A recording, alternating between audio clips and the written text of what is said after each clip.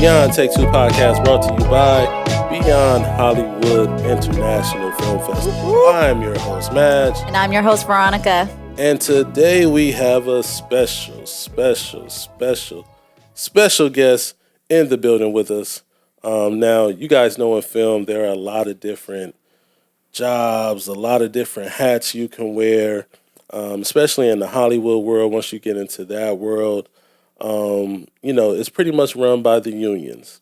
So there are jobs within the unions that you can do. You can run the unions, things like that. So we decided to switch it up a little bit and bring one of the top guys in the local AD union to you today, just to kind of speak about what he does, the type of union that he runs, the jobs that are inside of it. So you people that want to work kind of like in the background of the film industry, you'll have some connection to, reach out to if that's what you want to pursue. So today we have, I don't know his exact title, but I know it's like, I don't know if he's like the man before the man or the actual man, but, you can tell by the bracelet, he does his thing. He was about to bring a cigar in here too, so you know that he, bringing them Cubans over from, over the border. My man Joel Galarza is in the building. Yes. What's up? How you doing, Joel? Doing good, you guys. Thanks for having me. Oh man, that's no problem, man. You came in here suited and booed, got the white, button up, all the gold. You know what I mean? Like I know that local 80 union must be treating you right. You know what I mean? Yeah, all we can do is try, right? And yeah. I started the day off in the union, and I came here just to represent. I know. I'm like, wow, you look so nice. Came Thank here you. from work. I appreciate you, For sure, Joel. anytime. The best. All right. So, Joel, why don't you tell us a little bit about Local 80, the jobs that you guys cover, and just a little bit about your position and what you do there. Okay, so I'm a business agent at Local 80. It starts from the top with Dejon Ellis being the manager, me being the business agent. We have Corey, which is another business agent, and Mary Kay and Marco Robles. We represent Grips, craft services, medics, the Marine Department, and warehouse workers. We also have a contract with contract services. Mm-hmm. We represent the instructors there. So we have about 3,500 members. About 5,000 clean retirees and people that have passed. We don't know. Yeah. Yeah, we say it's a hit and miss, but yeah, that's what we do. Basically, my position there is obviously I represent the members, right? Whenever you have a labor dispute or you haven't got paid or something, that's what we're there for. I know the Teamsters have been saying "fuck around and find out" for a while. Well, I've been saying that even when I was out there as a rank and file member. Right. We just have to be there for the members. Right. That's what unions are there for, to be there for the members and make sure that they're not taken advantage of. Like in the past, that workers had no rights; you were just fired for no reason. And we're there to represent your guys' rights as dues-paying members. We owe you guys a duty for representation. And to me, I fight everything because it makes the employer think twice before fucking with our members. Right. That's what it comes down to. So Yeah. that's what we do, man. Before that, I was a grip. Okay. I have served in the capacity as a vice president and as president pro temp, and now as a business agent. So it's been good. And we also do a lot of I also have a working relationship with the International as an organizer. Okay. So when members are working on the non-union fit in the world and commercials in particular, they call me and says, "Hey, I want my benefits." So we go, and most of the time in LA it is a union town. Right. So, we're there to, get a card count and go off the democratic process, right, on the voting. And by then it's like we tell them, hey, we don't want any work stoppage. Mm-hmm. Our members deserve to have their benefits. Right. So sign a contract, and then our members get their health and pension contributions. So we've been really successful on keeping LA a union town. Nice. So how you started off as a grip? So were you a part of the union when you were a grip? Yes, Okay. I came from a show that was non-union, then eventually went union, and yeah, I started off there as a rigging grip mainly. Okay. I did a lot of the high work, as I did with your brothers Yeah. and all of that. So, and that's where Fetto comes into play, where I met her, and it's been great. I don't know if you want to talk on that, but it Yeah. was always a really good experience having her work by her side, so. Awesome. Yeah, I Yeah, mean, where did we meet? At CBS Radford? yeah, we were working the gang there. Yeah. And we were doing most of the work from the high work. Basically, grips are responsible for all the green screens, Yeah. the blue screens, the truss, the steel deck, Yeah. and all the shadows when you're working on film, like during filming. So that's how I met her. And Yeah. I was always one of the loud ones that always cared about the members. And there was times that members would be, nah, let's not do anything. I'm like, hey, that's what we're union members Yeah. for a reason, Right. Yeah. We want our rights. We pay into this and we deserve to be treated like what's on the agreement. Yeah, because people, they get scared. They don't want to say anything. They don't want to be blackballed, and everyone's always afraid of like, oh, just let it go, But you Right. can't. You can't let it go. It's a movement, I think Yeah. everybody. I've always said that having an educated workforce that will stand up and fight back against the employer is what they're scared of. Exactly. Right. They want to keep all the rank and file, all the members, all the workers uneducated. Right. Yeah. Right. The more educated you are, the more you could defend yourself and you could stand up for what's right. Because a lot of times you just say, hey, okay, I'll do it. Yeah. Right. But not really knowing that could have been another one of your brothers or sisters working, making a paycheck, sharing a piece of that pie, Right. So that's what I was always about, an advocate. Yeah. I grew up in a union family, and it's like, union has always been good to my family coming as immigrants into LA, and Yeah. it's like, it's changed my life, and I bet you it changed the life of a lot of people as well. Right. So, And what unions does your family come from? well, Where did they work for? they came from my iron working, and they've done steel work. Nice. Yeah, I mean, we didn't have a lot growing up at first, being a big family, big Mexican family. Yeah. But that did change our life, and it just that's one thing. If my daddy taught me anything good was like, hey, be there for your brothers and sisters in the union, and if they saw blue, that's what it is. Don't ever go on the side of the employer. They're not there for you because they're not. And it's like you might think they are, but at the end of the day, they're not. Yeah. There's definitely a separation between the AMPTP and the IATSE. And that's just in our industry, but outside of the scope of that, there's always an agreement between the workers and management. Right. So, and I understand their side too, but we just want things to be fair. Yeah. Gotta look out for your people. That's real. Yeah. What made you decide, kind of just going from a grip, like you actually wanted to work in the union, and be a part of that? Because who wants to be a grip forever? Just kidding. No, I'm just actually, kidding. I really. To all my grip There's some friends. people. There's some people that make good lives as a I'm grip kidding. forever. My family are grips, so I'm just. Right. I'm kidding. Yeah. So, I think it just kind of came naturally. It was never something that I had on my radar. I was just, like I said, a very active member that believed in educating myself and in books. And a lot of times, I was working on a crew that a lot of, minorities, and we always felt that our voice didn't matter at times. Yeah. And we always felt like we have nothing to stand on. I said, well, the only way to make change is by getting involved and, Right. having your voice heard. I'm willing to, put up the fight. Yeah.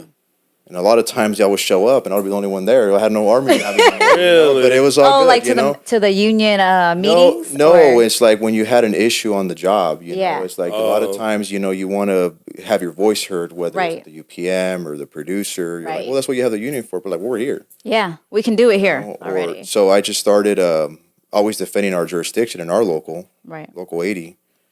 And one of the board members, won't say his name right now, sorry, brother, but he once told me, hey, why don't you go to school for this? I'm like, Yeah. for what? He goes like, hey, the LA Trade Tech offers a lot of programs. You're already doing that work, man. I feel like you could be a big advocate for the union. So I went to LA Trade Tech, started taking a lot of courses and labor studies, labor law, introduction to unions, collective bargaining, and so forth. Dope. And I just started doing it, and then they just started. The union started appointing me to committees, like a young workers committee. I think Tom Davis, shout out to Tom Davis and Mike Miller and everybody at the West Coast office and DeJohn Ellis, everyone. But anyway, so I started getting involved and started with the young workers committee. It wasn't really as active at the time, and then there was an opportunity to run for vice president. Okay. DeJohn Ellis, which is our manager now, he was the vice president at the time. moved up and I ran for that seat and I won, and our old president resigned, and I moved up to that chair to chair the whole meeting, which had a lot of responsibilities. Right, You know, right. At the time when I became an officer, it was a very, very difficult time in our union, which I won't get very into. But Please do. I mean, no, I mean, because this is what people are going through. Like, you got a Yeah. writer Right. strike right now. Like, Right. what are like? well, at the the time, we challenges? just had some allegations that came towards our local, which happened to be, depending on what side you're on, whether the false or true, and it's like Right. it caused a lot of division over misunderstanding, and it never allowed the people that were accused to have their voices heard and to give their side of the story. So it caused a lot of division, and there was a lot of not a lot of trust anymore. Right, right. So I came around that time just from day one, like, hey, you have a lot to catch up on, and I'm like, damn, like what's going on here? Yeah. It was very difficult, and but we got through it, pushed through, and our goal since our slate at the union now is about transparency, yeah, communication. We're not a secret society; we're a union. Right, We're here right. for you guys no matter what, and we want our members to feel that they could call on us for anything, Right, and we're going right. to be there. We're not perfect, but we always try. Yeah. And I could honestly say, in my opinion, we're the baddest union in Hollywood out of all the seriously, out of all the the Unions? 13 locals in the IA Yeah. in the West Coast, local 80, by far. Yeah. In my opinion, we're causing waves in a good way. Right. People are just recognizing us like, hey, local 80's in the house. Yeah. It's like, and that's good. And it's because of the work that was done before us too, that built a Right, solid right, foundation for right. us, and so that's where we're at. Okay. What is So what's like your day to day work? Like, what do you do on a day to day basis? On a day to day, well, I start off just by going in the office, catching up on a lot of emails Yeah. and voicemails. We all have a specific responsibility that we try to focus on. Right. My main focus is organizing the non-union world.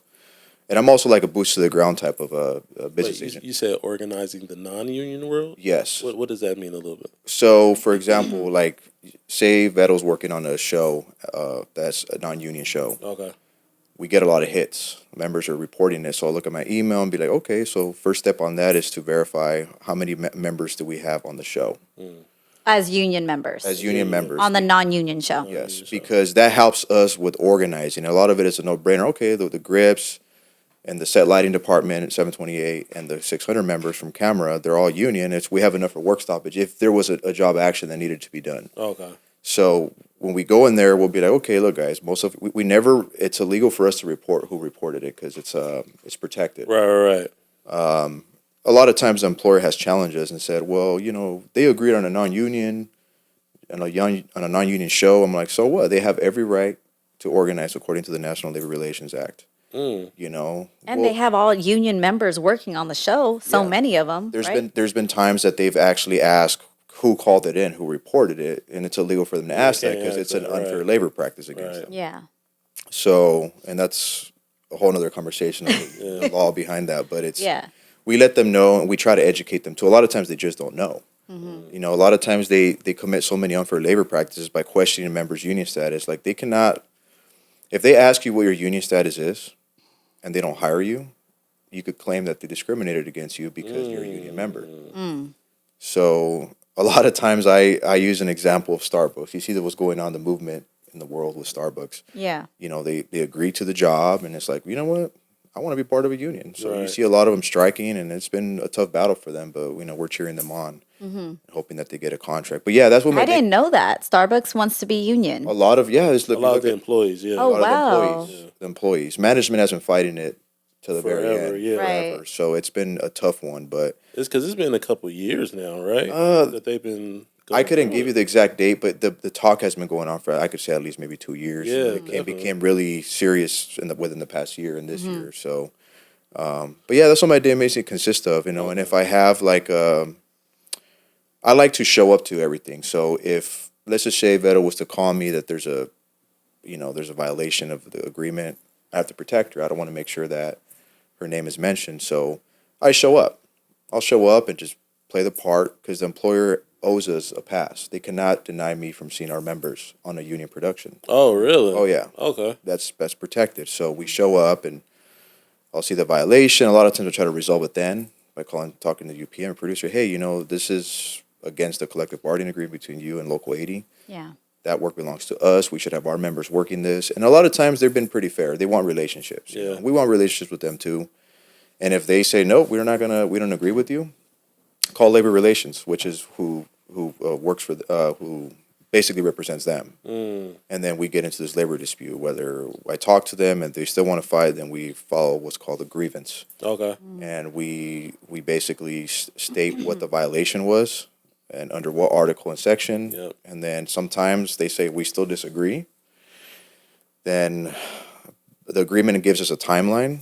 Then we could proceed to step 2. Right. And then after step 2, usually we try to get it resolved by then. If not, if it's something really big, then we go to arbitration, which is something that most people don't want to go to. It's time consuming, but sometimes you got to do what you got to do, right? Indeed. So Now let me ask, why talking about Starbucks and their fight to unionize, why is it so difficult? I don't know if you can answer this, but why is it so difficult for like employees to like develop a union?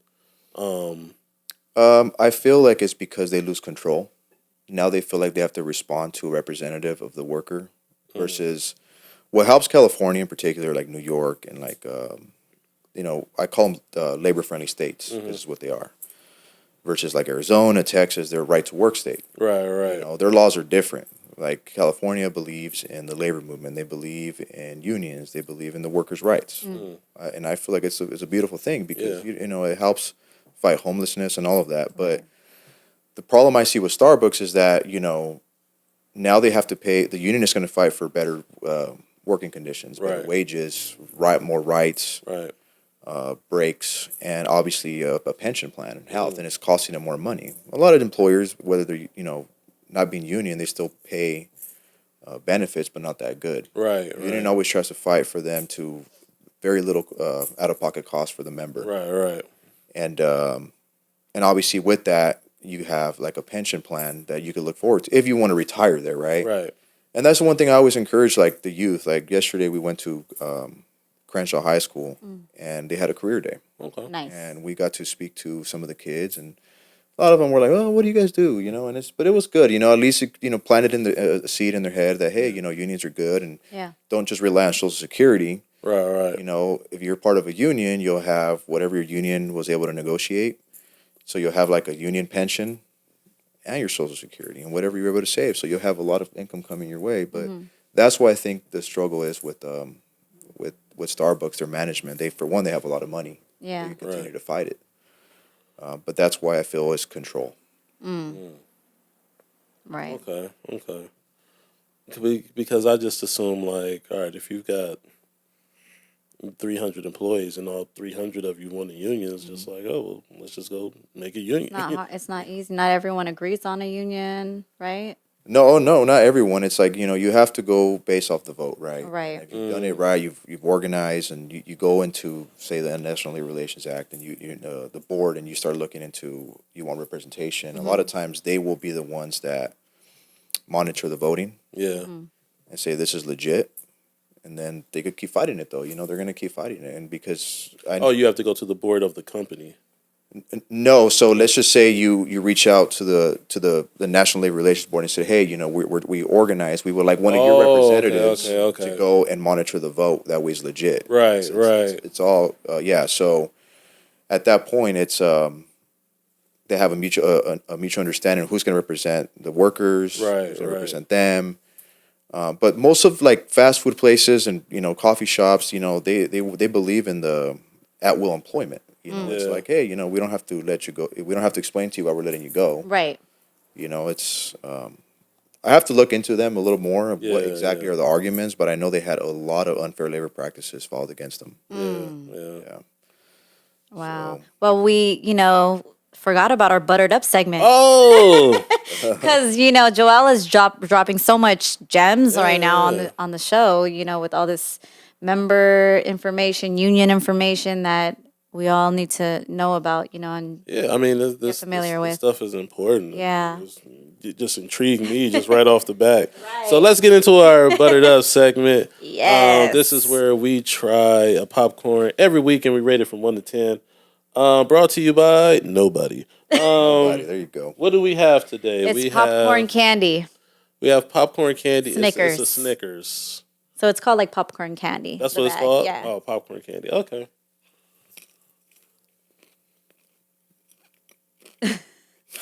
You gotta rate it. What do 1 you through rate 10. it? Do you like Snickers? Sometimes. Yeah. I'm not a big popcorn eater, but yeah, I mean, if you like sweet, Yeah. that's definitely a hit the spot. I mean, I would Right. give it an 8. Give it an 8? That's not If bad. you're constantly liking like the Snicker flavor, because it's Right. I feel like it. That's mainly what you taste a Snicker. You don't taste a lot of the You don't really popcorn. I'm going to pick out the one that has like everything a Snicker would have on it. I think this is the special one right here. Right. Ain't got no. Maybe that's the one I got. 'Cause that's all it was, a Snicker on it.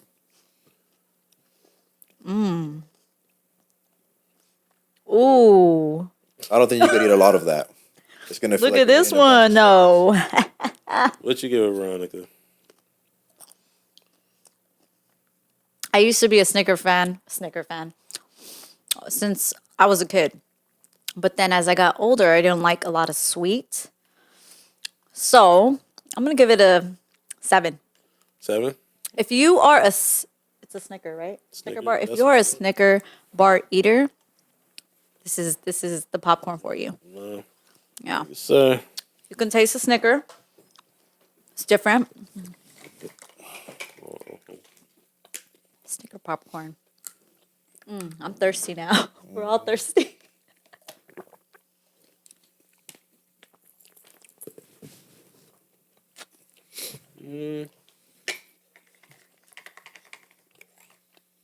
I don't know if the chocolate does something to the texture of the popcorn, but I don't like the texture. What did I give it?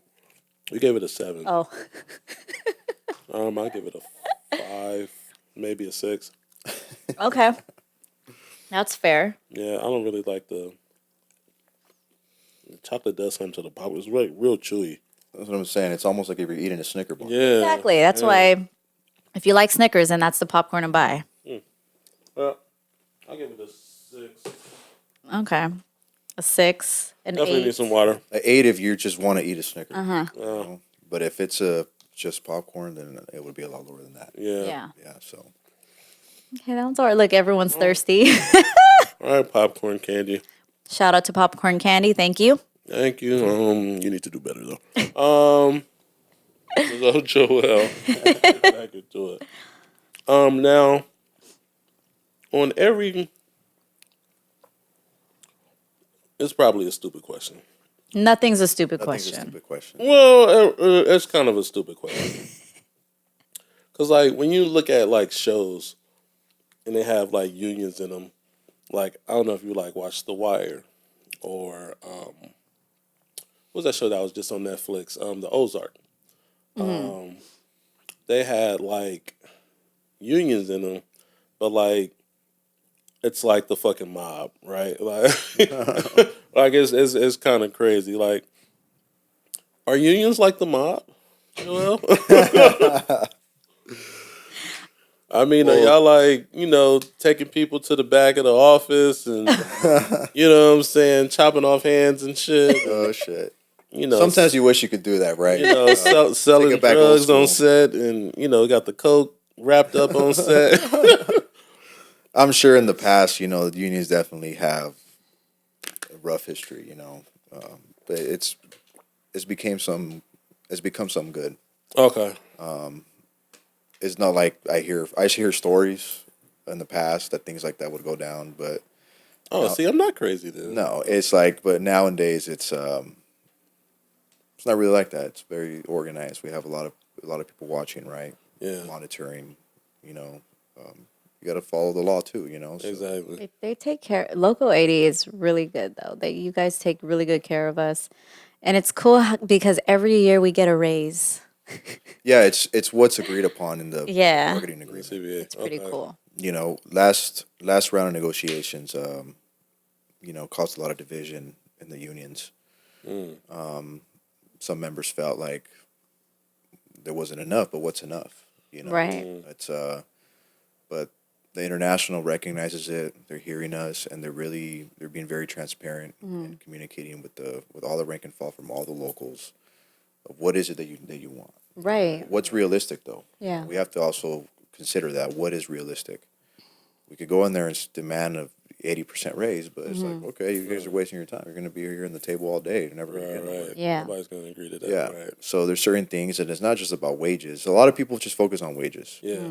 but there's a lot more that goes into it. The pension plan is very, very expensive, and just the working conditions Yeah. itself. It's like there's a lot that goes into it. It's a headache. Yeah. It's a headache.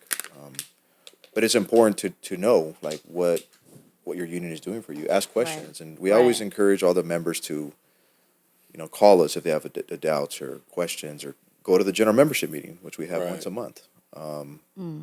So we have our shop stewards also that have been really in the books as of late and been really educating the members, and they try to take a lot of that pressure off of us at the office. Yeah. And they're also able to do kind of what we do at the office. They're there to enforce the contract, settle minor grievances, and just be there for the members. And ultimately, it's if the local shows the members that we're always there for them, it makes you more comfortable to call. Yeah. Right. If you get disappointed and you feel rejected, then you just, why am I going to call them? They don't do nothing. Right. Yeah. That's Right. not that's not what I'm about. Right. I take this home, and it's Yeah. something that I'm like, crap, I have to deal with it when I get home. I'll get home, sometimes turn on, spark a cigar and just think about all the stuff Right. that, Right. that my day consisted of. Yeah. Some things don't go your way all the time, but Yeah. everything I do, though, I always have like a visual in my mind that everyone's watching me, Yeah. So I got like, say, 4,000 members, 3,500 members, watching me. Yeah. Because you can't, sometimes you could negotiate a deal with the producer or whatever, but how does the membership feel about it? Right. So every decision you make, you always got to make sure that your membership's going to be okay with it. And it's not always going to be the case because you can't please everybody. Right. Right. Right. All you can do is try. Right. And honestly I know in my heart that I've always tried. Right. Yeah. Right. So And are you familiar with what's going on with the writer strike right now, or any updates? yes, no. As far as updates, not so Yeah. much. We're they keep us in the dark. We just kind of hear like everything else, the Or, media. yeah. There's been a lot of rumors that August, September, but we never we don't know. I know that the DGA and the SAG-AFTRA have sent out strike authorization, Yeah. so that must mean that their bargaining isn't going well. Mm. So, but a lot of members are hurting. It hurts. It's sad. It's sad Yeah. to see that because if there's no work, they can't. They're not contributing to their health and their pension plan. Right. Then they could lose their insurance, and some people have called and said that they're going to be losing their home, and I don't like hearing things like that. I don't think anybody does. I don't wish it upon nobody. Right. Right. Because the last time this happened was back in 2008. 7, 8, yeah. People were losing their homes and stuff like that before. And All right. I know. Remember Mike Scott? no, Mike, I think I do. Yeah. Yeah, I think I do. Yeah. I remember Mike He's Scott. retired. Yeah. He was I don't want to say he was the first black grip, but he was definitely up there. Yeah, and with the eye. Yeah. The guy, okay, Mike Scott. yeah, he used to call me PYT every time Yeah, I came and into work. And he goes by Triple OG. He always calls He's me, "What's so up? It's sweet. Triple O. It's Yeah. Triple O." So he gave me the best advice when I started off. He goes like, "Look, kid." He goes, "Don't go out spending all your money on like new cars. Yeah. Just save. Continue to live humble. Like if you make minimum wage, and just always save. Have a reserve. Right. Save 3 to 6 months worth of mortgage payments and all your bills. Right. Don't rely on this." He's I've seen a lot of people make mistakes by, "Oh man, I make good money now. I'm gonna go and buy me a brand new car, Right, brand new right, right. furniture, every channel on TV, and next thing you know, now you're living like if you're still making minimum wage." Right. Yeah. Right. So I took that advice, and because of it, I've been blessed that things have gone. I've done good in my life because I took that advice. Yeah. My dad did tell me that as a kid in Spanish. El que no agarra consejo no llega viejo. Yeah. Which means like those who don't take advice won't make it too old. You know, you Right. gotta take advice. You know, it's and it's like there's a reason why these people are telling you this. Yeah. Because they've experienced something in their life, and I did that. So I hear members call, you know, and I tell them, hey, you know, just don't. This is gonna end one day. Right. But do something, whatever you're good at. It's a side hustle. Don't just rely on this. You know, like don't starve. Yeah. Right. You Right. know, don't rely on the system. But some people, it's hard when you make good money to go and see your pay stub. Now you're making so much less. But you know, I don't know. I can't speak for them, but it's just like I can only speak for myself. Like I wouldn't just rely on that. I would try to do whatever I can to survive. Right. You know, So, how does the writer strike affect like the other unions? because they have to write all the content for every future project. So if there's no content, there's nothing for us to work. Oh, there's no So doubt. there is certain things, there is certain projects now that were written under their collective bargaining agreement, Right. which our members could honor. Right. It's just difficult. They at that point they have to make a personal choice if they want to cross a picket line, which is difficult because you know unions, you know they're great. One of their greatest strengths is having the ability to strike. Yeah. It's the movement, right? Yep. And it's like to cross a line. It's almost like if you don't care. Even it's complicated. I mean, I don't like to get into that conversation because Yeah. we could argue that we're honoring what they wrote under their agreement. Right. Right. So that's what's complicated. So we've had this discussion with the general membership, and it's gone both ways. Like never Yeah. cross lines, and you know, me personally, I would never cross a picket line. Yeah. You know, it goes back from the Cesar Chavez times. You know that they boycotted lettuce. Mm. You know, and he had and grapes, and he said the fight is never about grapes or lettuce. It's always about the people. Yeah. Always about the people. It's about the movement. You know, it's like you see grocery worker. I haven't seen it in a long time, but when as a kid growing up, you would see some supermarkets on strike, and I wasn't. Yeah. You know, my mom still had. She wasn't much of an English speaker, but she would say like, "No, we're not going to cross that. That's not good." Mm. You know, it's they have a movement going on. Let's go to another Right. store. So yeah, but that's our members are really hurting right now, Mm. a lot. You know, but Yeah. I could imagine the writers are hurting too Yeah. Yeah. because they're out there every day, like every major studio. They're picketing, and a lot of our members are supporting them. Like they're out there. Hey, we Yeah. just can't. We can't legally go out there and say that we're on strike because we're not. Mm-hmm. But we could say the IATSC supports the WGA. Yeah. So So when you go to bargain on a CBA, who are you bargaining with? the AMPTP, AMP. What is that? which is I have to look it up. I don't want to say the wrong thing. I always say Alliance of Motion. Yeah, producers. Yeah, I'll look it up right now. But Okay. Oh, so that's what the producers Yeah. are connected to. Because remember, we were talking about that. We Right, were right, right. asking if they have their own union. Right. So right. AMPTP is its own union? no, Oh. AMPTP is the one that represents all the major studios. So Paramount is. Oh, got it. Has, Okay. They agree that the AMPTP will negotiate on behalf of them. Sony, okay. Warner Got Brothers. it. So it's not necessarily a union, but it's a company that represents all the big Yes. studios. Okay. Okay. Yeah, so they're the Alliance of Motion Picture and Television Producers. Okay. Yeah. So yeah, that's who we bargain with, Okay. and they're the ones that like they have representatives from every studio when they bargain with us. Okay. So you'll have a Sony representative, Paramount, Netflix, Yeah. all the big wigs that were there, and they all work together and say, no, we kind of disagree with this. And then they Yeah. have Carol Lambert, I can never say her last name. She's the one that's their chief negotiator. And with us, we have President Loeb, Loeb, and obviously representatives from all the locals.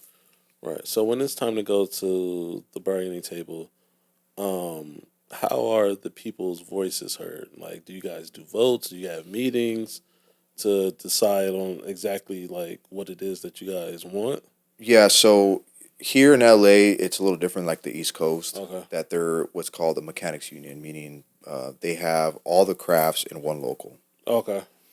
So they could basically do a lot of surveys to the rank and file and say, hey, we're going into bargaining. Give us what you guys think you guys are being most affected by. And based off those surveys, they'll start determining, okay, how could we go in there and try to get that? Right. Here in LA, since we have 13 locals, every local will basically send out communication, like a survey. Hey, what do you guys most desire on the union? For your next contract. I know last round it was turnaround times, meal penalties, and the weekend Yeah, the meal rest break. penalties. Yep. That was an issue because members were killing themselves on their way home and because they were overworked. So that was the major issue, and that's what they focused mainly on. So that's how it would work with us, and then we would bring that in if all the locals could. If it's something that you really feel like it's so serious, the leader should connect with all the other local leaders and say, hey, this is something that we really should push for. Right. Let's bring it up to the West Coast office and have them consider this for the bargaining table. Okay, so you said there are 13 other locals. Yes. So they don't represent the same type of jobs though, right? They're No. all different jobs. They all have different crafts. Okay. Like 600 would be camera, 728 set lighting, and the list goes on. Everyone is from a different union. But are you guys like connected? Yeah, we're all part of the IATSC. So when you have a filming crew, IATSE. Okay. So when you're on on a filming crew shooting, you'll have your audio team, Right. 695. You have the cameraman. You have property, and Transpo happens to be under the Teamsters, not part of the IATSC. Oh yeah, Yes, they're there. part of Teamsters. That's right. And then you'll have obviously us. We have strong representation on set because we're usually the most heavily crewed, grips and set lighting on a set. And then craft services is always there, of course. So yeah, that's what separates us all, because when you're shooting on the unit, you have different needs. Right. Versus the off production grips and the set lighting crews and other, you have different needs as well. Because if you're working off production, you don't really deal with meal penalties. The job needs to get done, and whether you work overtime or not, that's what it is. On production, sometimes they need to get through a shot. They have an actor for a certain amount of time. You can speak more on that. And it's like, no, we're going to eat up the meal penalty. Let's just keep filming and filming and filming. That's why they try to accommodate the crew by having food and snacks at all time. And that's why we have it in the language to compensate our members for not taking their break. Already as it is, like I think California state law is after 5 hours you're entitled to a lunch. Yeah. In the film industry, they have a special exemption that after 6 hours. Yeah, we do the 6 hour. 6 hours. Yeah. Then you could go into meal penalties. So we finally got some good language in there that if it's heavily abused, the members will be compensated properly. Right. So Yep. Interesting. Yeah. it's a lot that goes on behind the camera. Yeah. A lot of the people that sometimes they don't get the credit they deserve, and it's like, Exactly. and they're the ones that actually make it happen. Right. So You know what I hate? I hate when we're working on a show, right? And like we're building and stuff and working really hard, building the sets. We have grips there building and putting the sets in, and construction and crafty, we're cleaning up, and they don't put the air conditioning on. What's up with that? right. But when production comes in, You're almost need a sweater. yeah, it's like, air conditioning is on because production just stepped in. But without us, the set wouldn't be here. Right. So That kind of pisses me off. the first interaction I ever had with that was when I was working as a gang grip, right? Yeah. We were working up high, and it was always like you're pulling things 40 feet in the air. Yeah. You're tired, and you're sweating. Sweating, dripping sweat from up high, the And- perms. It wasn't until I had a good relationship with one of the medics there at the time, and I said, hey, how does this work? They're like, oh, hell no, that's unacceptable. That's like, for one, California says this, and a lot of it has to do with money, because I know the studios yeah. charge an arm and a leg to turn on the AC, and then the elephant door needs to be closed Right. in order for that to be activated. So I would call her when there was an issue and say, Right. hey, you know what? It's really hot in here. Right. And she would just call the 40 shop, the AC, and say, hey, you know what? We needed the courtesy, whether they like it or not. This is that the production can't argue that. That way it keeps that at a certain temperature at all times. But if you wanted to be comfortable, then the production is responsible for it. Yeah. But they just go based off what the law says. Right. I don't have the temperature right now on top of my head, but I know that a lot of people don't know that. Right. So right. it's important that if you don't know something, call the union Yeah. or look for your shop steward that's assigned to that if you're at a major studio, and tell them, hey, it's really hot in here. People are passing out. Yeah. There was the issue one time when I was an officer of the union. I was walking to the commissary, regardless, and I kept seeing the same grapes come back. I'm like, what's going on? Hey, bro, we don't have any water on set. I'm like, what do you mean? So they have to keep coming to fill up their cup. I'm all like, why don't they bring it? He goes, well, they said they didn't want to pay for them. Oh, hell no. So I got on the phone and Yeah. they delivered that thing so quick. Yeah, usually with Ed Grady, we would be the ones delivering when I was craft service on the lot. We would deliver like water bottles and stuff. Bottles or the tanks. Yeah. Or the tanks and stuff. Good times, good times. Is there like I don't want you dry snitching or nothing, but is there like a particular company where it's like you're always having to, call them and say, hey, you need to fix this, or people are always coming, some of your members are complaining about them? That's a really good question, brother. Yeah. Usually it's the production, huh? A lot of times, yeah. Like I want to know the company. Like, which company? want a penny pinch. You know what? For the most part, working conditions have always been pretty fair. Okay. As of late, though, Disney, hope you guys hear this, have been giving us a hard time. Really? It seems like they've been trying to fight the unions on everything. Even What departments? Even all departments, even for the dumbest shit. Yeah. And it's like, I don't know why. I know they got money. I don't know they're trying to, prove a point or something, but you're not going to win. Yeah. You're not going to win. It's like workers have rights. Right. And it's about, humanity. And you guys are just having all that money thinking that you're going to get things your way all the time. It's no, we'll create a movement out of this, Right. They need to stop. And but lately they've been the ones that been the biggest pain in the ass. Really? Yeah. And, don't appreciate it because it's about, basic human rights. Some of Right. the things that they feel like they want to challenge. I'm like, no. And it's Can we talk about those challenges? Just like a few of those things that they kind of like are fighting Like, for? like what's their gripe? Like, what? I could give an example of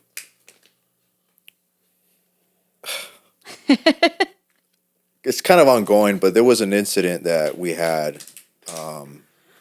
You know how most jobs you've gone to, you've always been like on a guaranteed 8. Yeah. And a lot of times you don't leave until, they tell you. Well, we had an incident where a member left because the production said, that's it, Then they turned around, person got her time card, her pay stub, and it was only 7.5 hours. I'm like, I have never seen that. No, you give them the full 8 hours, right? They fought that.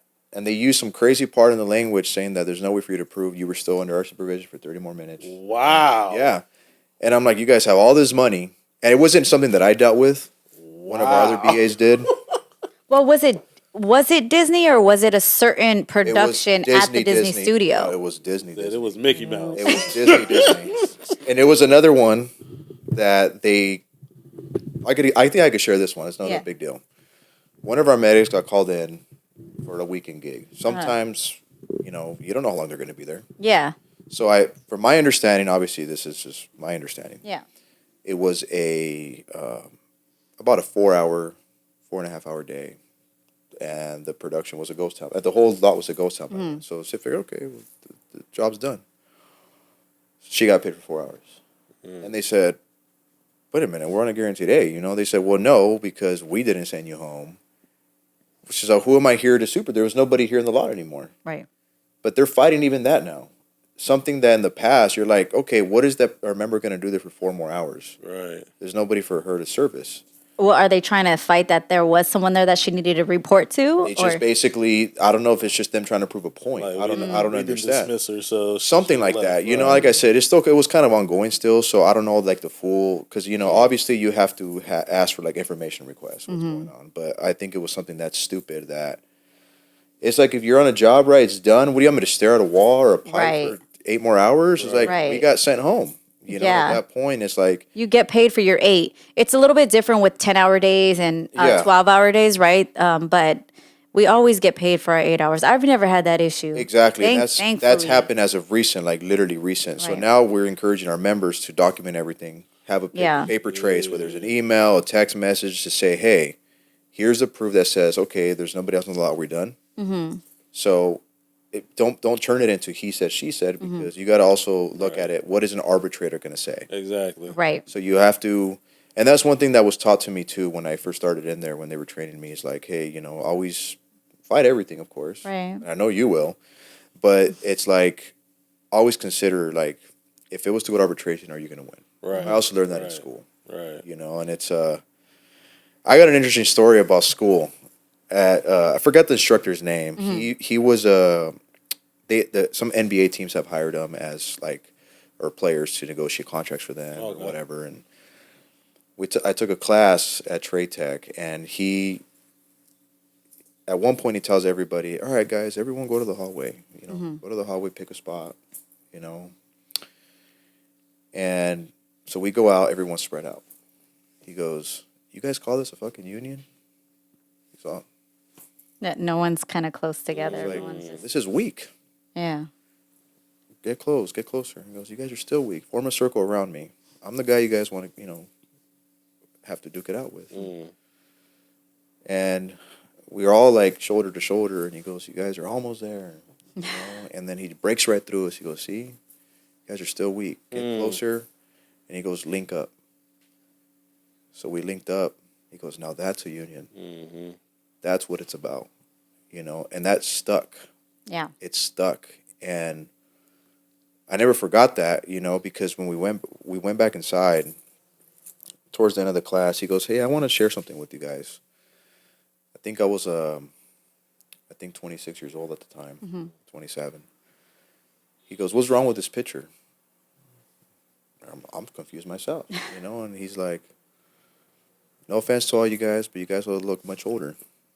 You guys are tired of getting fucked your whole life in the union or what?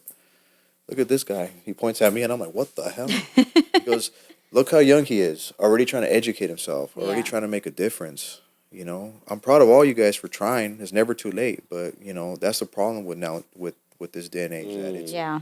it's that nobody really cares. It's all social media, it's all other things, and it's like Right. in the past, it's like the unions really really meant something since Right. you were born. They wanted to plant that a seed in your head, like, hey, union's the way to go, or an entrepreneur or whatever. Right.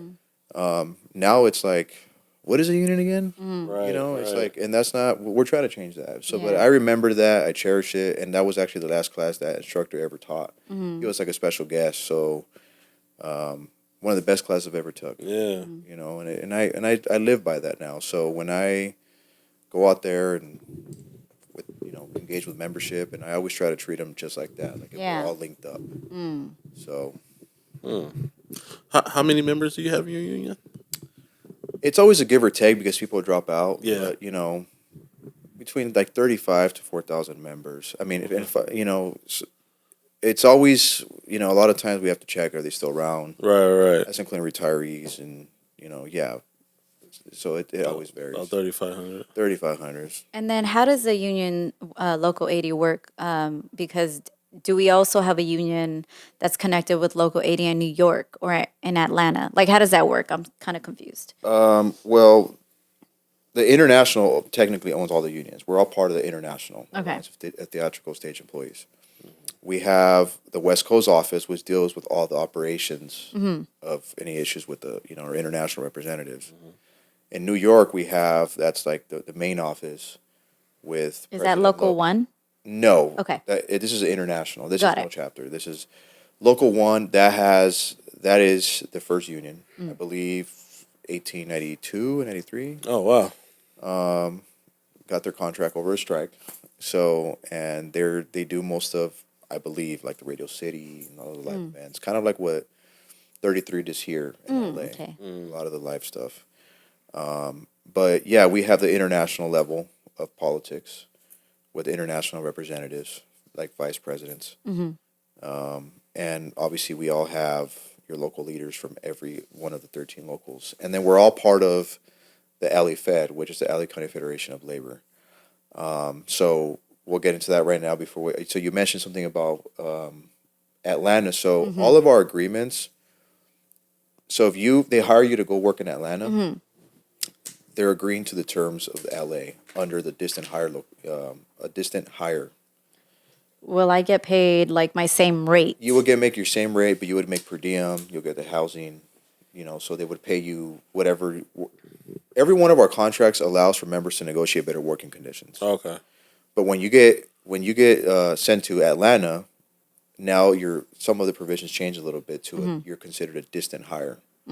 So they still have to pay you into the LA plan and pay you obviously your per diem, your housing. Do they like to do that? Like, will they like not hire you and just be like, I'll just hire someone else that lives here? They've done that a lot. Yeah. They've done that a lot, and it's grown over the past years, like record-breaking numbers. Like, and it started off with our people. It's like I know there's a local over there. They're an IA union, but they have like a lot of right to work laws, and they would hire like a key grip, a chief lighting technician, the DPs, and then they would go over there and say, okay, hire our locals. Yeah. It's just a matter of time where the guys over there get good. Right. So now they keep things in house. So, slowly by slowly, less people are getting shipped out there. But if you have a good, like in our craft, if you have a good key grip, he usually works it out with the UPM or producer. Hey, I can't go over there without my guys. Yeah. I need at least 4 guys, and whenever I need to hire as need, I'll hire the locals over there. Right. What if you're local 80 and you move to Atlanta and you want to be part of their union? Do you still get paid No, what you would get paid out here? you would be considered a local hire. There. And Okay. you would fall under the jurisdiction of the local over there. Unless you're able to work it out somehow with the production, but it's more than likely not going to happen. So, yeah, in fact, a guy just called me 2 days ago with that. He says, "Hey, I want to go to my hometown of Kentucky, and they agreed to hire me, but I have to agree to the terms of Kentucky." Okay. And he goes, but he asked if he could get his health and pension contributed to LA. It's not going to happen because they would have to hire you as a LA hire, as a distant location. He has family over there, so he doesn't need housing. Right. So, and as of now, Interesting. they have said no. That, okay, we'll agree to it. So he has permission to the union over there. Hey, they want to hire me as the key grip. They trust my work. But they said, yeah, as long as you fall under their agreement. Because it'll be a lot more money if he has to get, paid LA rate. Yeah, we have the best rate here, right? Is it better than New York or? It varies. It's about the same. Yeah. There's certain things that they have that we don't have. There's certain things that we have that they don't have. Got it. So we're right there. Yeah. Nice. Interesting. Joe, I want to talk about you personally.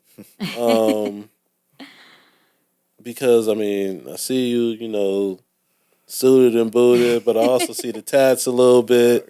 What was life like for you growing up? I see the 3 dots on the eye as well. You know what I mean? I mean, I'm just peeping you out, bro. So, Yeah. I mean, let us know a little bit about you, like how you grew up, what were you into before you kind of got into the key grip thing, if that's okay with you. Yeah, I mean, it's obviously things in the past, right? I feel like everyone has a past, good or bad. Grow. Yeah, definitely. I definitely grew up. I did have a rough upbringing, Where'd you grow up at? in South Central, In South Central. Okay. Yeah. Whereabouts? 92nd and Hooper. Oh, okay. Yeah, borderline Watts. Yeah. We did move a lot, Yeah. but it's it's just tough because everyone does have a story, and it was something that I'm a big advocate for fathers out there too. I mean, I'm with my kids. I've never not been there for them, but I had a father, and he's still around, but he was just he was a drunk. He Yeah. was an abusive father, and it was a lot of violence with him, and Yeah. like I couldn't please the man no matter what. Yeah. So to me, my mama was like my mom and dad. So when I lost my mom at a young age, it really messed me up. So it was How old were you when she? I was like 17 years old. 17, I was okay. turning 18, but my mom was like the one that taught me everything in life about, Yeah. she never judged me because I got involved with the wrong group of Yeah. people at a young age, and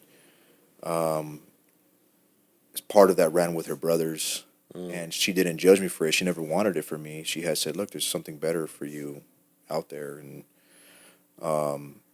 so for my dad, it was more of like, no matter what I did, it was always a beatdown. Yeah. And it's like I would drop something, I would get beat up for it, and I did something wrong in school, I would get beat up for it. And I never knew why I failed. I don't know if he was miserable or what. So now, me as a father, I when my kids fail, I explain to them, do you know why you failed? Yeah. You know how Yeah. you could change this Yeah. around and be a better person? Right. I didn't have that. Right. So, but I always was that kid that, through even street gangs and all of that, that always stuck out for everybody. Like, and I guess that's what I'm doing. I'm applying that to my life now. Yeah. Even with times that they would mess with people that, that had nothing to do with them. Like, hey, you don't want none. That shows you who he is. And I'm like, man, why you care about him? It's just, Right. I've always been that person that went out of my way for people. And it's, Right. it's tough, but I feel like I have something that other people don't, Yeah. because I come from the streets. I'm able to connect with a different group of people from the black and Yeah. brown community, Yeah. because we had a different life, and a lot of people judge. And now, me in the position I'm in now, I try to be an advocate for those communities. I mean, I Yeah. still live in South LA, and it's like there wasn't a lot of opportunities in our communities to be part of a union. Right. Because Right. most of the jobs around us were minimum wage jobs, or mom and pop shops. Yeah. City wouldn't really invest in our communities. Right. But now there's like small changes. Things are happening. Like I said, we were at Crenshaw High School yesterday talking to the kids about that there's life outside of this, and Right. it's like, Dope. and it's the thing about our union that I feel like it separates us from a lot is that we don't discriminate. Yeah. We're not out there really doing crazy background checks. Some Disney shows will, because there's children. Or Nickelodeon. Nickelodeon, I'm sorry. Yeah. That's different. They there's a reason why they do that. Because Right. there's kids involved and all Right. that stuff. But yeah. I have felt growing up that the same system has failed me. Like, Yeah. you screw up, you end up in juvenile halls, and then you try to get a job, and then you get hired, you pass the interview, and, oh, I'm sorry, sir, your background came back. And it's like, Exactly. whoa, so what else do you have to do but to go back in the streets, Right. Right. Yeah. and live life on the edge, and, because you have no choice. Right. Right. So I know the city has a lot of programs, but that's the part that they need to be more lean on. Right. It's like, don't discriminate against a person. Yeah. And it's that's what my goal is now. I mean, growing up, like I said, it wasn't easy growing up. I did get into a lot of trouble, Yeah. but I'm glad that I feel like my mom passing away is what really changed my life. I could go on all day about that. I don't want to get too much into details, but yeah, that really hit something. I told myself I'm gonna be the biggest fuck up ever. I have nothing to go, I have nothing to lose now, Yeah. Right. or I could try to make her happy and do what's right. Like I said, my daddy did teach me one good thing, and that's the union. He has changed since then. He's gotten better. What's your relationship with him right now? I feel like we had a trip recently, and we got to connect. I realized how much I really don't know him. Like, just, Yeah. and I was like, Yeah. damn. But he's always been that person that's still like at a competitive level with me. Like, oh, I did this before you. And like, when I bought a second home, he was like, I think that was the first time he ever said he was proud of me. I would think I was 30 years old when that happened. I was like, are you fucking kidding me? And it hurt because I was like, is he actually telling me this? Yeah. But yeah, I mean, it's tough. But now I feel like it's better. We could communicate. Yeah. When we talk about unions, sometimes he's like, he's a big fan of that kind of stuff. And Yeah. he's getting older. But I don't judge him or blame him because he doesn't know any better. According to Right. what I hear from my cousins, my primos and stuff, is that he had it worse growing up. Yeah. So maybe to him, he did. I mean, one thing he did always do is provide. Yeah. Yeah. I can never take that away from him. But generational wealth, no. Yeah. And that's one thing that in our communities it's hard, to come across. Like, it's that's the only way we could change is the future is building generational wealth for your kids and your Yeah. grandkids. 'Cause we weren't given that opportunity. Right. Right. A lot of times people say we were born in last place, and it's sad. Yeah. It's really, really sad, and or sometimes they say, you get one chance, you fuck it up, that's it. That's it, right? And versus everybody else, it's like, oh well, But I feel like we just have to unite. We have to all understand that we're all human beings. We all bleed the same color. Yeah. And it's like, and that's what it should be about. Right. Because if we stick together, there's nothing that we can accomplish. Right, So, right. so yeah. Interesting. Did you ever get like caught up in juvie or anything like that? Okay. Look, man, I'm here to ask the hard questions. No, it's I mean, because it's. I feel like it's important to know like people's story because look where you are Today. right now. Yeah. You know what I mean? Right. And it's important for people to know that. It's never too late. It's not that it's never too late, but it's just like you can change. Like you could definitely it's change. It's possible to change Yeah. and to change your life around. Definitely. Yeah, I mean, I spent a lot of time in juvenile halls. It was just unfortunate. It sucks. Yeah. You never thought you're gonna get caught, and then you do. Yeah. But I'm just glad that the system recognized me as a juvenile. Yeah. So when I became an adult, that was able to get fixed. Yeah. Like, hey, he was a kid. Yeah. But yeah, definitely. Like, it's just having opportunities is what gets these kids out of trouble. Yeah. But I also, because I was one that lived that life, you got to understand that it's from the outsiders, they look at it like, oh, you could just change. It's not that easy. Right. It's people have died of giving their life for that. Mm-hmm. And for that just to go away, Yeah. it's like you look at it like, how is that truly honoring the person that died? Right, It's right. like, I know I look at it different than other people do. I don't judge them, because I was that kid that people would give me advice and I would always throw it away. I never forgot it, Right. Yeah. Right. but I would always throw it away. I would throw it away. Yeah. And learn the hard way. Learn the hard way. So now I tell these young kids like, hey, don't be like me that you're out there crying in your grave to your mom saying I could have, should have. Make her happy now, make her proud now. Right. Because life's short, man. We're not guaranteed another day in life, and it's it's that kind of stuff that if you're given the opportunity, make the best of it, Right. and don't give up because Yeah. we're all gonna fail. We're all gonna fail. Yeah. It's just how you rebound from that Yeah.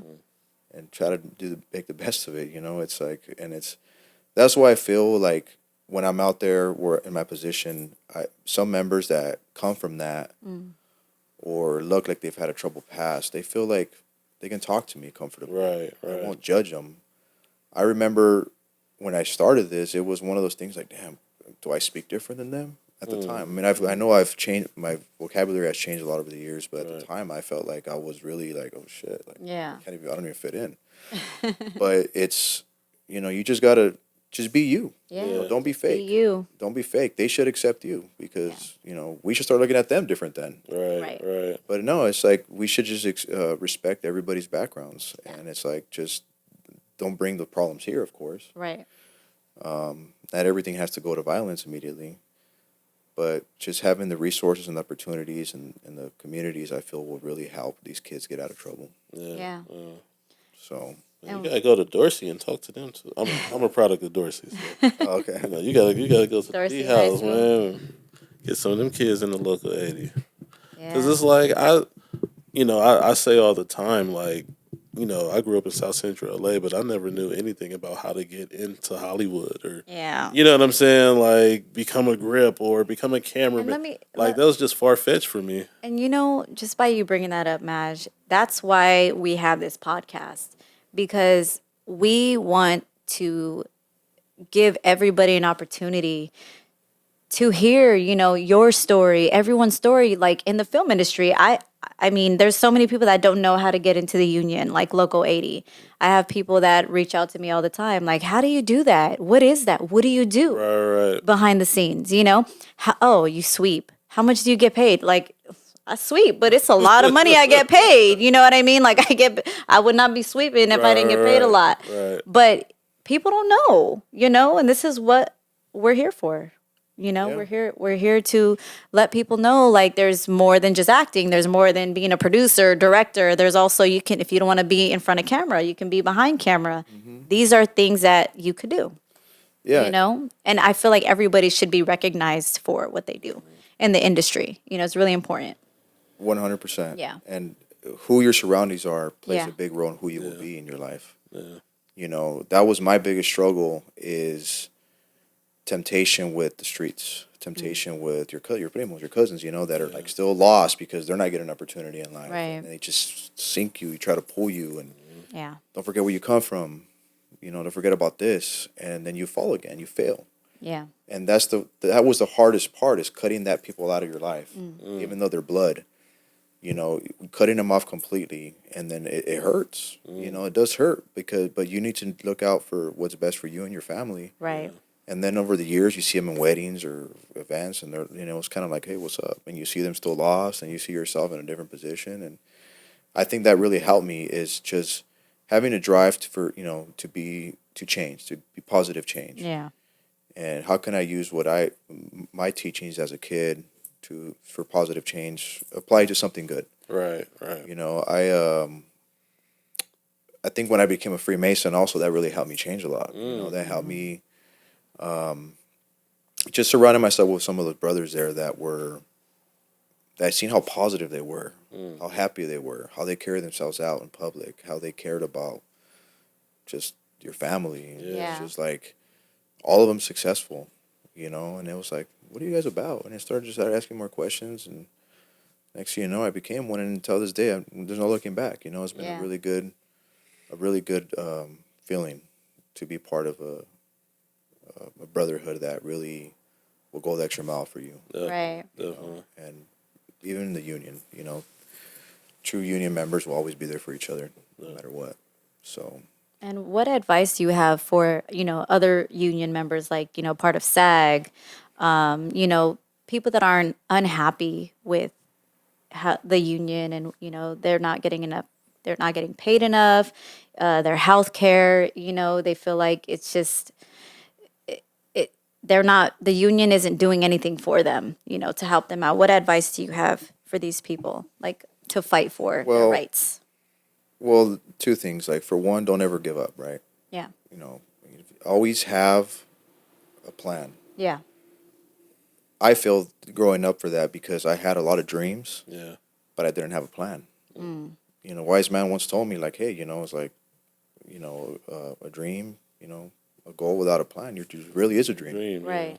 So I started doing that. So same with this, you know, it's like if you're not happy about something, what could you do to change that, right? Like get involved, educate yourself. The books are very important. Educate yourself into your internal union politics. You're a dues paying member. You have every right to have that information. Have your voice heard at the unions, you know, but do things right. You know, it doesn't have to be like violence or, you know, cause this division in the union. You know, if people believe in what your issue is, create a movement out of it, right? Go and go, hey guys, let's all do this together. Right. Let's come up with a proposal to the union, or let's talk to our president, or, you know, whoever's in charge of the committees there, and say, hey, can we form a committee that is for outreach or whatever? Right. Right. And then if it's something that affects your, you know, your day to day for like your bylaws, then that's something else. Work, that's different, because I know SAG has the issue like with you have like a manager, or some people have. That's different than what issues that the local 80 members are going to have and the other 13 locals. But it's definitely is education. I feel is key, and it doesn't hurt to ask. Sometimes, a lot of times, it's just getting on the phone and calling, and it make you feel better. Yeah. You know, and trust me, I've been across a lot of people that weren't happy with themselves, and they thought about the worst thing ever, and because money does cause problems. Oh yeah. Yeah. Suicide, and it's Yeah. like the international has a lot of resources for members that are going through struggles, drug addictions. They're there. You just got to ask. We're not going to shame you. We're not going to look at you differently. We will put you in those centers that could give you the help you deserve and that you need to get you through that. You know, it's like there's been times that people call and they're like, hey, I'm just not happy. Hey, man, look, you woke up, brother. You Yeah. know, it's like a lot of people ain't waking up. A lot of people are Right. waking up under a bridge, and, you know, just look at the positives. Right. You know, we all wish we could be somewhere, you know, and but you could get there. You just got to, you know, stick to it. Yeah. So but 100%, like in LA and California, not only is the union on your side, but the state is on your side because they believe in workers' rights, and they'll always be there for you, even if it's like a late wage claim. They'll definitely be there, and they'll be on your side. They'll rule in favor on your side because, like, no, you have rights. Yeah. And it didn't just happen one day from one day to another. I mean, Right. imagine the state must have gone through a lot way back when to get to where it's at now. So, but yeah, that's my advice to the people: is don't give up on your dreams. Get educated. Get involved. Go to your union meetings. If you don't like where things are going, then get a group of people that believe in you, and make that change. Somebody will listen to you. So at the union meetings is the place where they can, have their voice heard. Your Pretty voice should much. always be heard. But when you really feel like it needs to be heard is at your general membership meeting. Right. Every union has their structure a little different. With us, say the board makes decisions based off the members are spending, and you don't like it. Hey, you know what? Why should we approve this? Because the membership has the last say so. So the next general membership meeting, when they comes, hey, motion to approve this, say, hey, I want to hold that out because of this. I disagree with this, and then you'll create a debate. And then when the vote comes, it could be turned down. They have to go back to the drawing board and start from scratch. Like, Right. say, hey, no, well, what could fix this, or it dies completely. Or in good and welfare, in ours, that's when it close to closing, after all the agenda has been done, dealt with. On good and welfare is when members could basically free speech. Hey, well, join me in this, or I disagree with this. The union should look into that. Yeah. Or write a letter to the Secretary of Treasurer. The Secretary of Treasurer is responsible for all communication, and if it's something that is that's affecting your day to day, they could bring it up to the executive board, depending on what you want to do with it. So secretary treasurer is in every union. Yes, Okay. it's in every union. Most secretary treasurers deal with all the communication, and they're the ones that could whatever you want to do with what you. I can't give you an example because I don't know what you're talking. But if there was something going on that you feel like the executive board should know, or you want it read at the next general membership meeting, you could say, I would like this letter to be read at the next general membership meeting. Oh wow. Nice. And it's depending on what it is. Of Can course. they be anonymous? Yes, if it's something that we feel that it's going to be affect, Yeah. then obviously I don't think it will be read. I mean, you could ask for a reason, but at the same token, it's like, what if you're not a member? Yeah. If it's anonymous, you're going to say, who is this Right. person? Right, It's right, like- right. But you have the right to go and speak. You have the right to go see your union's finances. We have nothing to hide. Yeah. We're an open book, and it helps with you educating yourself Right. on what the operating costs are. And luckily, we have a really good building for our members. We have a sound stage. We rent out the first floor to First Entertainment Credit Union. They've been really good to our members. Love First Entertainment Yeah. Credit Union. Yeah, they've been really good because they Yeah. understand the industry. Right. Yes. So if you're falling behind on bills and you have like the account with them, Yeah. they'll understand that. Okay, we'll waive you this month. We understand it's dead out there. They're waiving you for like a few months. Yeah, right that's now what- during this writer strike, Yeah. they're waiving bills. Like if you have a car payment, a credit card bill, they're waiving everything. They Shout out to First Entertainment Credit Union. Shout out. Jeez, you're Oh, taking big care time. of us. They are. They're really there for Yeah. our members. So- And Yeah. they have good resources there. And we always encourage our members, like, hey, bank with who you want. But Right. these First Entertainment was founded in this industry. Right. Right. Right. I believe I heard it was Warner Brothers or one of the lots that it started, and then it just Oh, it was expanded. at Paramount. It might have been Paramount. Yeah. You might know that. Yeah. So That's where I got my First Entertainment. Yeah. My account. So that's Paramount how it Studios. started. So it follows the day-to-day operations of the show business. So Yeah. Dope. they're there for you.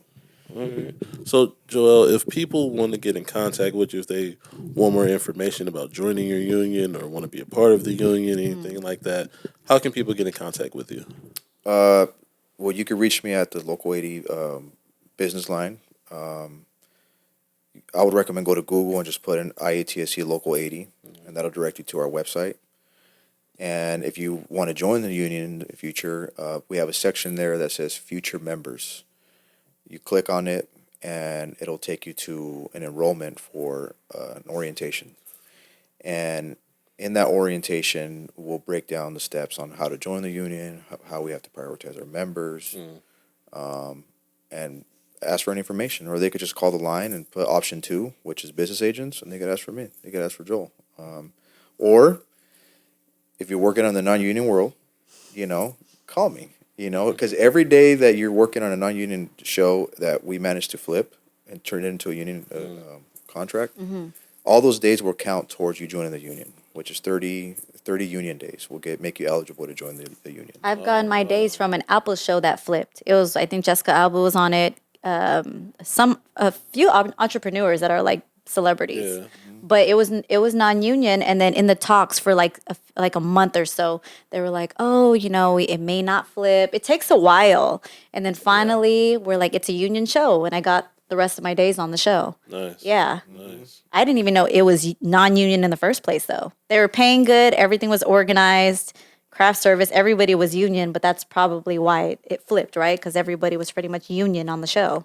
Yes, It's a big show. Or sometimes some members or future members that they're like, you know what, film industry, most of the film industry in Hollywood and California is union. Yeah. This is something that I could see a future in, and so it helps. Why do some productions like? Because I mean, Apple's is big. Like, why Yeah. would they do something that was non-union? That's why I was confused on Save that money. show. Save money. Oh yeah, they save money because The people with the most money want to save money. yep. It's all about the Because dollar. That's how they stay rich. A lot of times, what they do, they pitch it well. Yeah. They'll say these are the rates, so they'll match the union wages. was getting paid the same. What they're failing in is the contributions. Give or take, it just I don't want to speak too much on that because it varies, but Yeah. it's just between $12 to $14 to $15 additionally an hour that go into your health and pension. That's for cost them. You don't see it in your pocket, No. but that's what they have to pay in the back end to cover your health and your pension. Oh. So that's why when they do the math, they're like, "Oh shit!" Especially if it was like you're on day 15 of 45. Yeah. When we organize them, we go back from date of hire. So now you're looking at, okay, we got 60 crew members times whatever it is a day for each person to get caught up in the retroactive payments. Right. So that's what freaks them out.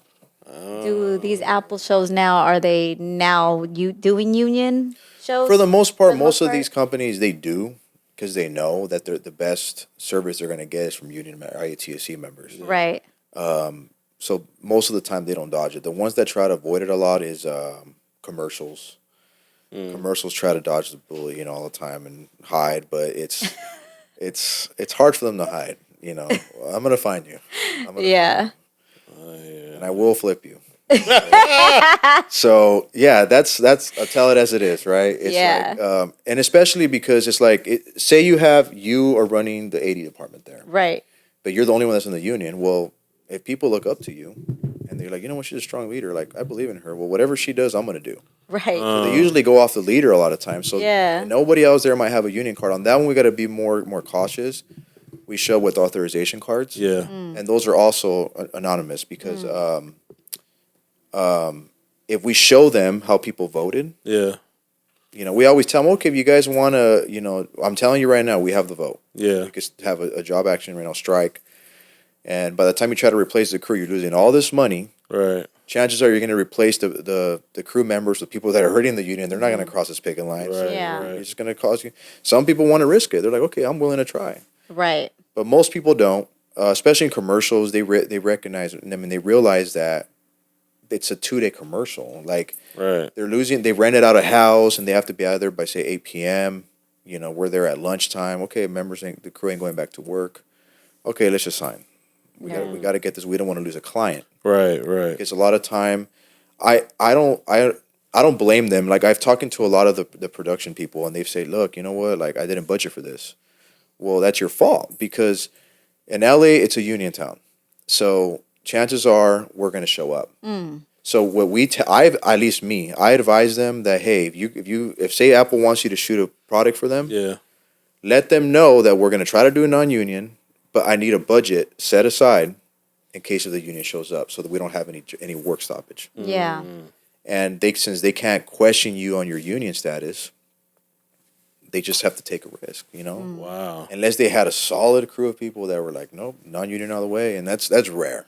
That is really rare. Union is what it is. Yep. Period. So Guys, you heard it here first. Thank you to Mr. Joel Galarza for coming through today. Yes. Giving us some great information on his union, Local 80, and just the pros of being a part of the union, especially in the entertainment field. So, listen. What? No, you don't have an Instagram. I was about to try to give out your Instagram. You ain't got no. You ain't got no Instagram. Facebook. But Beyond Take Two has an Instagram at Beyond Take Two. Make sure that you follow us, whether you are listening on through the podcast or watching through YouTube. Make sure you hit that like button. Make sure you hit that subscribe button. Let that algorithm know that this is the type of content that you want to continue listening to and watching. This is the Beyond Take Two podcast, episode 18. I am your host, Madge. And I'm your host, Veronica. And thank you again to our guest, Mr. Joel Galarza. Thank you, Joel. We will know it will be Memorial Day. Yes. So we will be taking a week off, but we will be back in 2 weeks with a new episode. And we will see you guys then. Have a happy Memorial Day. Yes. Eat some barbecue for me. Make sure you got the baked beans and the macaroni and cheese and all that good stuff. Yep. Some ribs. I don't even think I'll be able to eat all that, but have some for me. All right. We'll see you guys in 2 weeks. All right. Peace. Bye. Beyond Take Two, take a walk beyond Hollywood, beyond the lights, camera, action. Is the hard work and passion. Beyond Take Two, take a walk beyond Hollywood, beyond the lights, camera, action. Is the hard